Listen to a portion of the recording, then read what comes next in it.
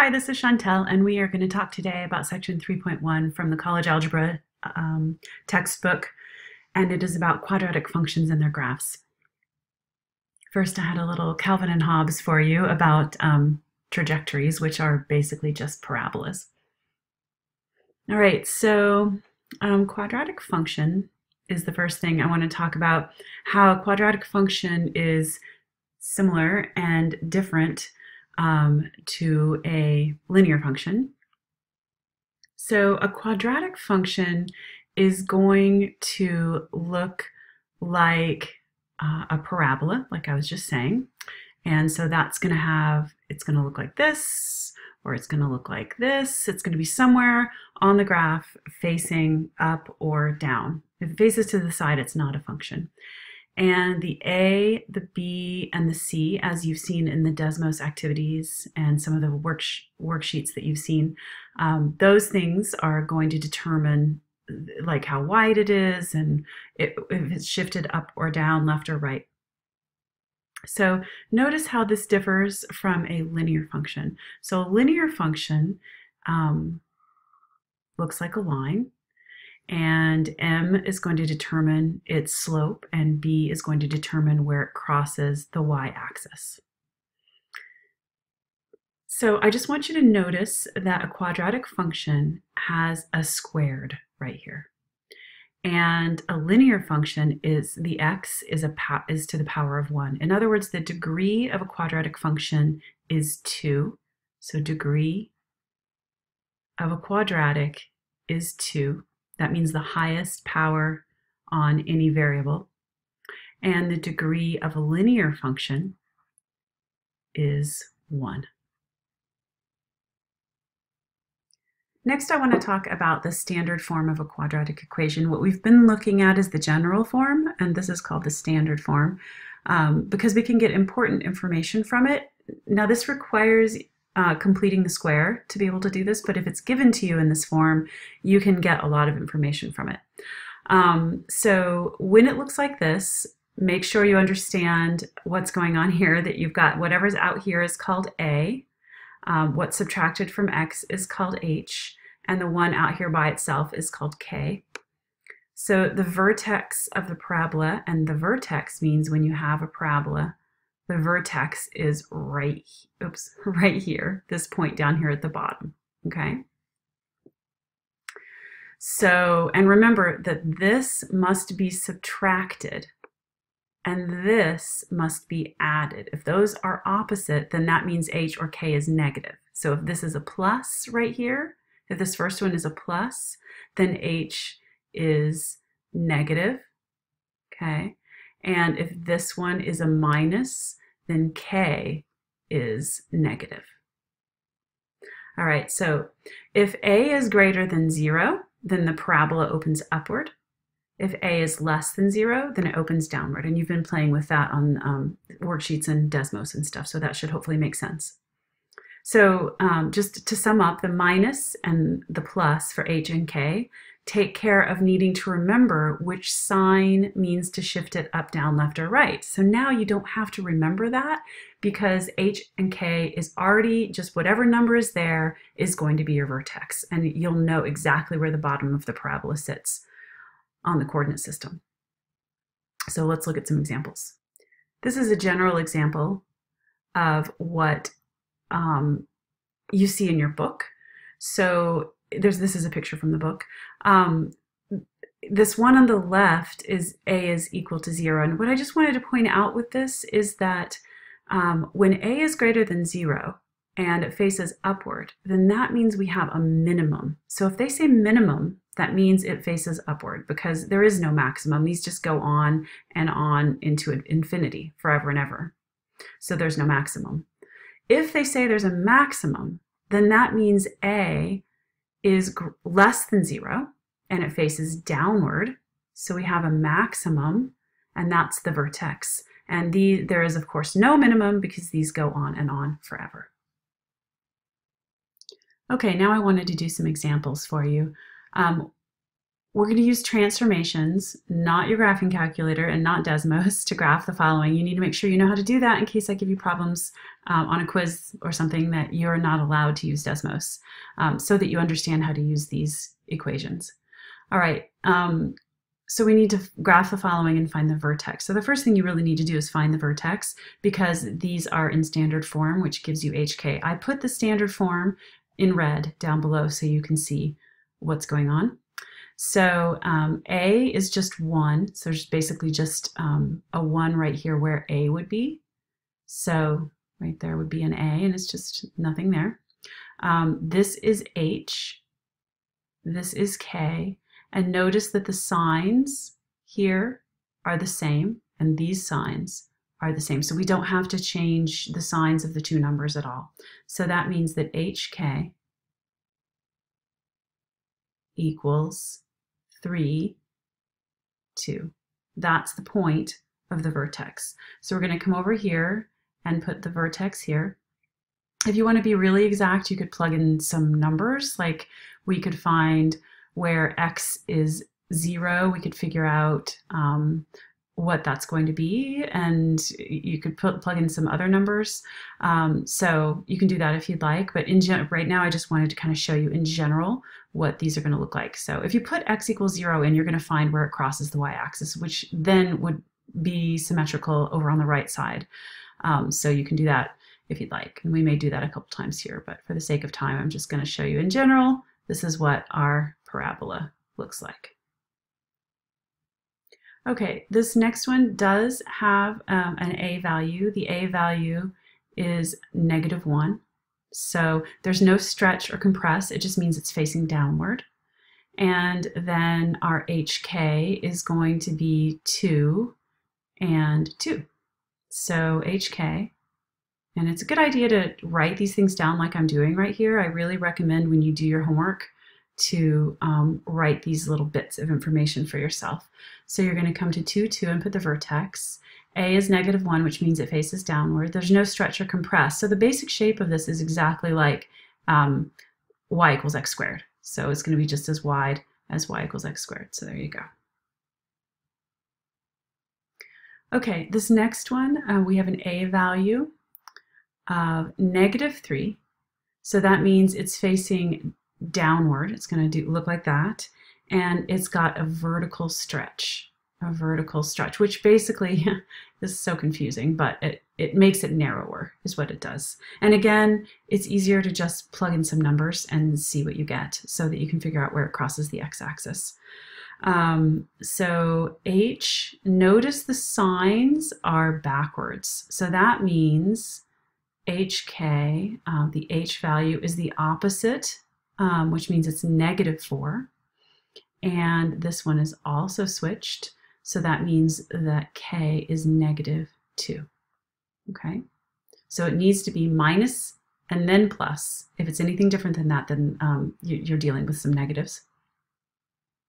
All right, so -4, -2 is where the vertex is. That's HK right there. And it faces downwards, and it's got a vertical stretch, so it's kind of skinny. So it's going to look like this. If you plug 0 in, it might be off the graph, I have a feeling. So it's going to cross down a little bit farther on the graph. Okay, I will not be covering how to convert to standard form by completing the square. So this is another extra credit assignment that I highly recommend for people who are going to be going on to pre-calculus. So for 10 extra credit points, there's no video. You just need to read examples 2 and 3 in your book in section 3.1. So don't forget, we are in section 3.1. Read those examples and then do check it out 2 and check it out 3. So you're going to need to give me 2 problems, show all your work, and turn it in class next week. And I will add this to our Canvas site. Okay, so there's another way to find the vertex, which is what I call plug and chug. You don't need to understand anything, you just plug it in. You don't need to have to know how to complete the square. So you're given the formula for the quadratic in general form, which is what you're used to seeing, ax squared plus bx plus c. And if the vertex is HK, it is given by these 2 formulas. So pause the video right now and write down these 2 formulas. So also take note of this picture, which is also from your book. If this is the quadratic ax squared plus bx plus c, then the vertex is hk, but it's also h. If you plug h in, then you get the f of h over here as the y value. Okay, so don't forget that that's what happens on this graph. So the axis of symmetry here, if this is an x value, h, and that h comes all the way up through the center, right? That's the x, the line x equals h. So the axis of symmetry is x equals h. That's the equation of a vertical line. So what would the axis of symmetry be? So go back to your notes and look at what h is. Take a moment to think about that. X equals h, and h is negative b over 2a. Okay? So the axis of symmetry is x equals negative b over 2a. So an axis of symmetry is a line. All right, and when you talk about an axis of symmetry, you need to use the equation of a line. And the equation of a line is x equals blank. Okay, x equals blank. So that is the axis of symmetry. Make sure you have that in your notes as well. So title this axis of symmetry and put a big box around it. Okay, I'm going to show you an example of finding the vertex and axis of symmetry just using the general form of the equation. So we've got x squared minus 6x plus 1, and we were given that h is negative b over 2a and k is c minus b squared over 4a. So I would start by writing those down so you have them right in front of you. And then I want you to remember that hk is just a point. So we're finding the x value, and then we're finding the y value. The x value is h, the y value is k. So now we need to figure out what a, b, and c are. So don't skip this step. I see a lot of people skipping this and making little mistakes. So a is 1, b is negative 6, and c is 1. All right, so first we're going to find, I'm going to find h. H is going to be negative of the value negative 6 on top over 2 times 1. So this is, the negatives cancel out. 6 over 2 is 3. So h equals 3. K is going to be 1 minus negative 6 squared on top over 4 times 1. So k is equal to 1 minus, now negative 6 is on the parentheses, and don't forget to use parentheses or you're going to forget to square things like minus 6, negative 6. So that becomes a positive 36 over 4. So be careful with that. So k equals 1 minus 36 over 4 is 9. So k equals negative 8. All right, so hk is a point, and that point is 3, negative 8. Okay, so we're going to take a look at the graph of this. The graph looks like this, and the vertex is 3, negative 8. Okay, next we are asked to find the axis of symmetry. So the axis of symmetry is a line going through the center of the graph. Okay, the axis of symmetry is a line going through the center of the graph. It's the, the line of symmetry in between that goes right smack down, dab down the middle of the equation. So that line is right there. Notice it goes through the point 3, negative 8, which means the x value is 3, which means the line is just x equals h. So x equals h, and h is 3. So the line is x equals 3. Okay, so there's two answers to this question. One is what is hk, the vertex, and the other is what is the axis of symmetry. So you're going to be doing the same thing in the next problem.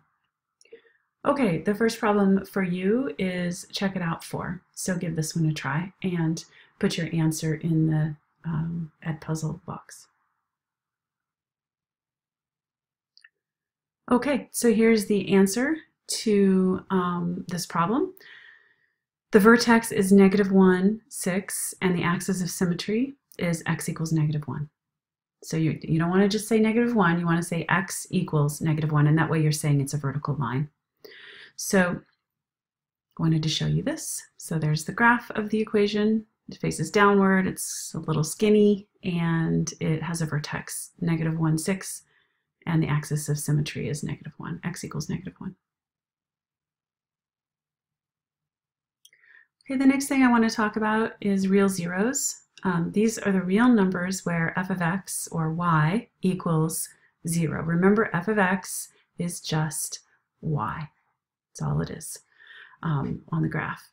So other ways of describing real zeros are the solutions, the roots, where the graph crosses the x-axis, the x-intercepts, y equals 0. So there's lots of things there. Make sure you know all of those different descriptions because they all mean the same thing. And we've talked about this before, but we're going to use the discriminant, which is the part underneath the square root sign, to determine how many real zeros there are. So make sure you have this in your notes. You can pause right here. Okay, so we've talked about this before. I try to bring this back over and over so it begins to make sense. But remember, when the discriminant is greater than 0, we have 2 solutions. 2 real solutions, I should say. 2 real solutions. In other words, 2 places where it crosses the x-axis. So let's just say maybe it crosses here and here. So we have 2 options besides how long and skinny it is and all that kind of thing. But let's say it looks like that. So that's one option, is it can, I've got to fix that, it can face up. And the other option is that it could also face down. So it could come here. So there's another option of facing down. Okay. If it equals 0, it means that there is one real solution. There's one root to the equation. And that means, and we've talked about this before, it just touches the line. And so we might have one, facing up here, and again with the skinny and wide kind of thing, that can change, or it could be facing down. But the solution is right on the line, okay? The vertex is right on the line. So there's only one solution. That's the only way that can happen, is if it's the vertex sitting there. The other option is that there are 0 solutions, no solutions. If b squared minus 4ac is less than 0. So that means it's going to be maybe up here, or down here, or over here, something like that. It does not cross the x-axis. So again, this is a review because I've brought it up before, but I wanted to make sure that you understood it, and it's still in your head, and you're thinking about it while we work through some of these things. Okay, so here is where we really start to put everything together that we've been learning this semester, starting all the way back in the very first review chapter. So they're asking us to find the x-intercepts of a parabola associated with this function and find the real zeros. And I also added what is the y-intercept, because that really helps to graph it too. So now I'm going to show you how to do that. All right, so think about what x-intercepts means. So an x-intercept is where y equals 0, where it crosses the x-axis. Sorry. So that means that we've got 3x squared minus 5x minus 2 is going to be equal to 0, because y is equal to 0. And remember, y is f of x, right? So we're plugging that in for f of x, putting 0 in, okay? Because that's where it crosses the x-axis. If that doesn't make sense, stop and think about it for just a second. All right, so the first thing we need to do is we need to factor this, and it's still equal to 0. So we end up with 3x plus 1 and x minus 2. So we're going to set each one of those equal to 0. 3x plus 1 is equal to 0, and x minus 2 is equal to 0. So that means that we're going to solve this. We get 3x equals -1. Divide both sides by 3. And we get x equals negative 1/3. So that's one option. So it's going to be crossing negative 1/3 is about right here. And then other one is just x equals 2. All right, so the other one is right here. All right, so we can't really graph it quite yet until we could find the vertex using the equations for HK, but we're not being asked to do that quite yet. Soon we're going to be putting all that together. But the y-intercept, what does that mean? The y-intercept is where it crosses the y-axis, which is where x equals 0. So that's where x equals 0, okay? So in other words, we're finding f of 0. Instead of f of x equaling 0, now we're finding f of 0. All right, so that means that we plug 0 in for every x. So we've got 3 times 0 squared minus 5 times 0 minus 2. So that works out pretty nice. These things all just fall out, and we end up with negative 2. So that means that we've got the point 0, negative 2, because this is the x value right here, and this is the y value right here. All right, so we've got 0, negative 2, so we know it comes through here. This thing is going to be symmetrical, so there's going to be another point, I don't know, right around, you can kind of just eyeball it right around in there. So the vertex is probably down in here somewhere. So I'm just going to kind of, I don't know, give it a general picture here of what that looks like. Okay, it's going to keep going that way. Okay, so there's a general idea of what this looks like. So it says also find the real zeros. That's kind of a trick question because the real zeros are the x-intercepts. So it's the same answer. So the real zeros, the x-intercepts are negative 1/3, and 2. Okay, and this next one is for you to do. You're supposed to rework example 5 for the function 2x squared minus 3x minus 2. So you're going to find the x-intercepts, which are the solutions to the equation, find the y-intercept, and graph it.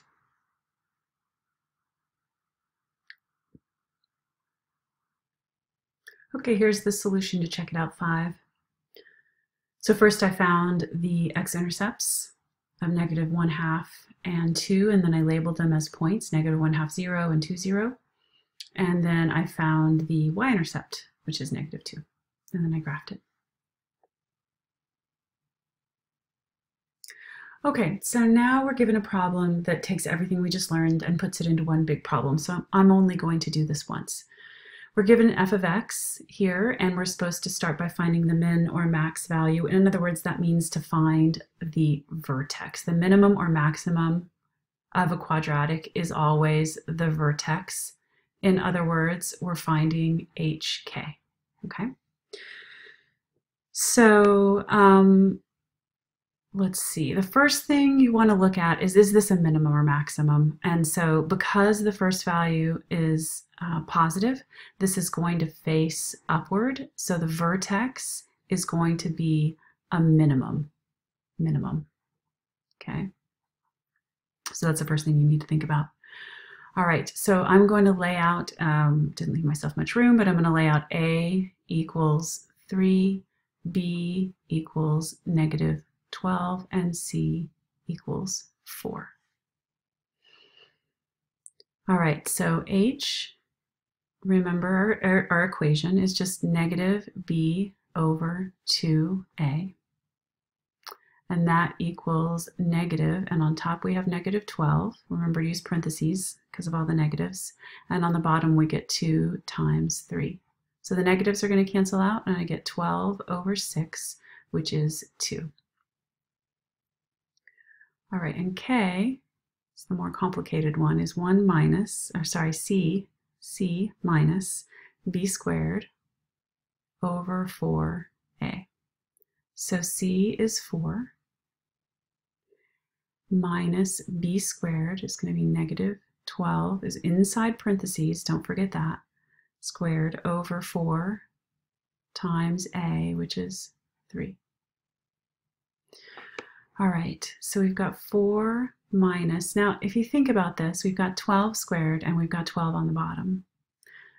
So 12 times 12 on the top. So that might simplify it in your head for you. But on the top, we get 144. And the negative goes away over 12. So that's just 12. So we get 4 minus 12, which is negative 8. So that means HK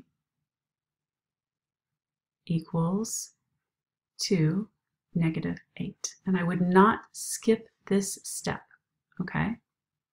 So first find that, and that is going to be, remember, a minimum. It's a minimum. Okay, so we just answered A. All right, B. So this was A. This is B. Find the axis of symmetry. Remember, the axis of symmetry is just x equals h, and h is 2. So h is 2. That's the axis of symmetry. So that part's pretty easy once you've done found the vertex. All right, C. Find the x-intercepts if they exist. So that's a big part of this question, is if they exist. So that means, is this factorable? So we've got 3x squared minus 12x plus 4 equals 0. And you're going to try factoring it, and you're going to find that you've got to have 3x and x. It's the only way to take apart the 3. But if you try 2 and 2 or 1 and 4 in every combination, this does not work. So this is not factorable. So you will get some questions, and I purposely gave you this one because I wanted you to see that there's going to be some that don't work. All right, so it's not factorable. So that means you're going to have to use the quadratic formula. Okay, so the quadratic formula is x equals negative b plus or minus the square root of b squared minus 4ac over 2a. I'm going to pause the video right now, and I want you to try to get this correct because I think we've done it enough that you should be able to use it at this point. There's a lot of places to make mistakes. So I'm going to pause, I'm going to work it, and then you can compare your answer. Okay, so even though this was not factorable, when we do it with the quadratic formula, we do find that there are real solutions to this.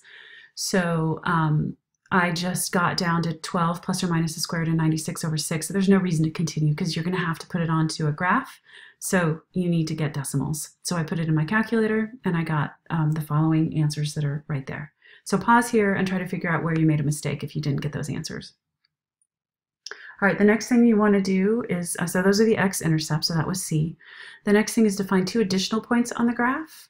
And I put here, make one of them the y-intercept. Make one of them y. Would you want it to be the y-intercept? Well, it's because you can just plug in 0 for x, and that makes it really easy. And then you can find one other. So 2 additional points. All right.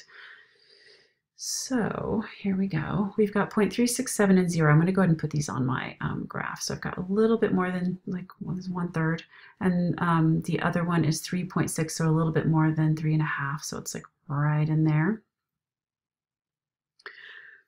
We know our axis of symmetry is on the 2, so we've got a line coming down through x equals 2 that's going to be right smack in the center. All right, so our 2 points, let's see. Let's make the first one x equals 0. So now I can't see my equation anymore, but I've got 3x squared minus 12x plus 4. 3x squared minus 12x plus 4. So we're going to make this f of 0. That's what we're going to find. So f of 0 means we're going to plug 0 in everywhere we see an x. Minus 3 times, oops, 12 times 0. Doesn't really matter what the number is because it's times 0. And we're going to find that we get 0 minus 0 plus 4. So we just get 4. So our point is 0, 4. Okay, 0, 4. So 1, 2, 3, 4. So it's going to cross across the y-axis right there. Let's see. Let's find another point that's easy. Let's find f of 1. That's pretty straightforward. So where's 1 going to be? So we get 3 times 1 squared minus 12 times 1 plus 4. And when you work that out, you get negative 5. And so this point is negative, it's 1, negative 5. Right, so we get 1, negative 5. So at 1, we're all the way down to negative 1, 2, 3, 4, 5 right here. All right, so it's a pretty narrow curve. So now we want to sketch it. So I'm going to take a moment and sketch this. Okay, here's my rather ugly graph, but I had forgotten to mention that we can put HK on there, and we should, because that's the first thing we found. So we should put the vertex on there, which is 2, negative 8. So I've added that right here. These other two that have arrows going to them, these two right here, these two here and here, were because of the axis of symmetry. So I know the axis of symmetry is coming up and down on the line x equals 2. So I know if it's 2 to the left, there's going to be another point 2 to the right. If it's 1 to the left, we know there's going to be another point 1 to the right. So the axis of symmetry helps us to graph it. Okay, the last part of the problem asks us where it's increasing, where it's decreasing, and what the range is. So it's increasing from the vertex all the way to infinity over to the right. So this is just going to very slowly go to the infinity in the x direction. So that means it's increasing from 2, but not including 2, because nothing is happening at 2. It's the slope there is a horizontal line. So it's increasing from 2, but not including 2, up to infinity. So that's where the graph is increasing. Where is it decreasing? Well, it starts all the way at negative infinity, and it goes up to 2, but doesn't include 2. The range is the values of y. So you want to start with the lowest and go to the highest. So we always start, the one on the left is the lowest and the one on the right is the highest. So the lowest point is 8, and it does include 8 when we talk about the range. So the number 8, and it goes upward, so all the way forever to infinity. So that's our range. All right, and the Desmos graph, it looks a lot better, is right here. Okay, so this problem is for you. It's from the book, but I did add some things. You want to rework example 5 for this function g of t, and all of the details are here. So take a moment and answer as much as you can of this in the Edpuzzle. Okay, I'm not going to go through this step by step, but you can pause the video to see what I did. Notice that this is a maximum because the graph begins with a -3. The equation is a -3, so you know it's going to face downwards. So the vertex is a maximum. Also, I did not show using the quadratic formula, but you'll find it's not factorable, so you need to plug it straight into the quadratic formula. And those are the 2 points you get. And then I chose f of 0 and f of 2. I did not choose f of 1 because that's the vertex, so that doesn't give us another point. And then it's increasing from negative infinity up to 1, but not including 1. It's decreasing from 1 to positive infinity, and the range goes from negative infinity, remember to start with the smallest down at the bottom, and goes up to 1 and includes 1. All right, and the Desmos graph looks like this. Notice the axis of symmetry is drawn here. So every time you have a point on one side, you have a point on the other side the same distance away, and that helps you to draw it. Okay, so this next problem is similar to example 7 in the book, but I made up a different one. So what we want to do here, they're asking us to find a possible expression and graph a quadratic equation with real zeros at -1 and 5. Well, of course, you could just graph anything. I mean, you could just put -1 and 5 and then just make an equation, but they want the actual expression for that, the equation. So we've got x equals -1. And we've got x equals 5. Well, we want to go backwards and come up with an expression. So we're going to work backwards from factoring. So think about what you do when you factor. We're going to do the opposite. So I'm going to add 1 to both sides here, and I get x plus 1 equals 0. And I'm going to subtract 5 from both sides, and I get x minus 5 equals 0. And those are our two factors of a quadratic. So that means we have x plus 1 times x minus 5 equals 0, and that gives us our quadratic. If you go ahead and multiply these through, you get x squared minus 4x minus 5 equals 0. So there you have it. There is an expression. But that's just one of millions of different expressions because there could be an a in front of this. So it could be right here, there could be an a.